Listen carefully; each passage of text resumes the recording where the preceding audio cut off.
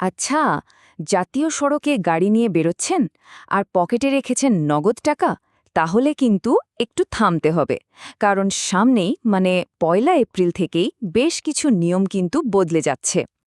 হ্যাঁ, ঠিকই শুনছেন।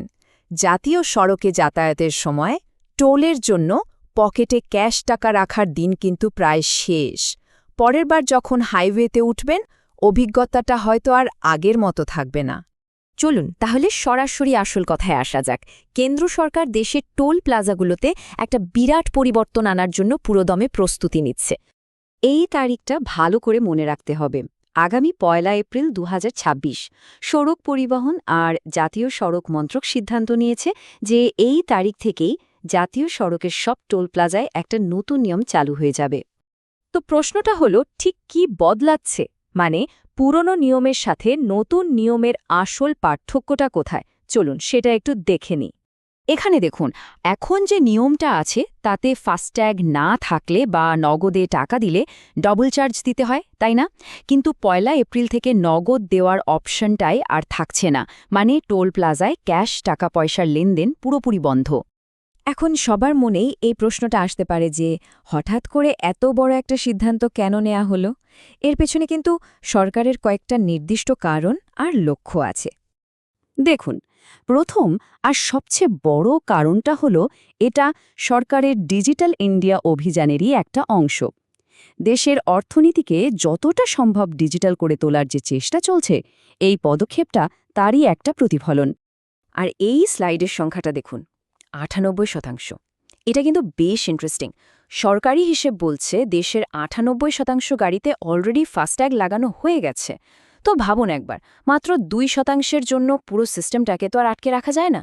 তাই ১০০% ডিজিটাল হয়ে যাওয়াটা খুবই স্বাভাবিক একটা পদক্ষেপ। তাছাড়া ফাস্ট্যাগ এত জনপ্রিয় হওয়ার পরেও ওই অল্প কিছু নগদ লেনদেনের জন্য টোল প্লাজাগুলোতে কি হয় আমরা সবাই জানি।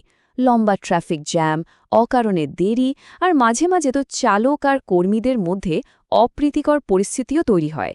এইসব ঝামেলাগুলো দূর করাটাই কিন্তু এই নতুন নিয়মের একটা বড় উদ্দেশ্য। বেশ, তাহলে যদি ক্যাশই বন্ধ হয়ে যায়, তাহলে পেমেন্টের উপায়টা কি? কিভাবে টাকা দেওয়া যাবে? চলুন সেই ব্যবস্থাগুলোও একবার দেখে নেওয়া যাক। এখন থেকে টোলের সব পেমেন্ট করতে হবে ডিজিটাল পদ্ধতিতে। এর জন্য মূলত দুটো অপশন থাকবে। ১ নম্বর হলো ফাস্ট্যাগ, যেটা গাড়ির সামনে লাগানো থাকে আর অটোম্যাটিক্যালি টাকা কেটে নেয়। আর দ্বিতীয়টা হলো ইউপিআই। আসলে পুরো পরিকল্পনার মূল লক্ষ্যটাই হলো একটা ডিজিটাল টোলিং ইকোসিস্টেম তৈরি করা। মানে এমন একটা ব্যবস্থা যেখানে সব কিছু হবে স্বচ্ছ আর যাত্রীরা পাবেন একটা ঝঞ্ঝাটহীন মসৃণ পরিষেবা, কোনো রকম বাধা ছাড়াই। তো এর ফলে আমাদের মতো সাধারণ যাত্রীদের জন্য কি কি সুবিধা হতে চলেছে?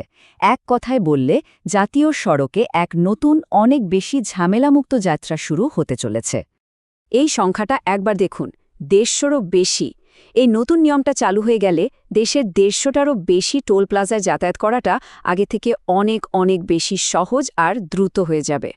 তাহলে সারমর্মটা কি দাঁড়ালো? ডিজিটাল পেমেন্টের সাথে অভ্যস্ত হয়ে উঠতে হবে, আর তার বিনিময়ে পাওয়া যাবে জ্যাম-মুক্ত, ঝঞ্ঝাটহীন একটা দারুণ রোড ট্রিপের অভিজ্ঞতা।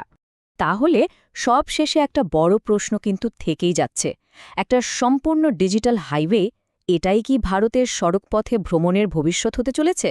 ব্যাপারটা কিন্তু ভাবার মতো, তাই না?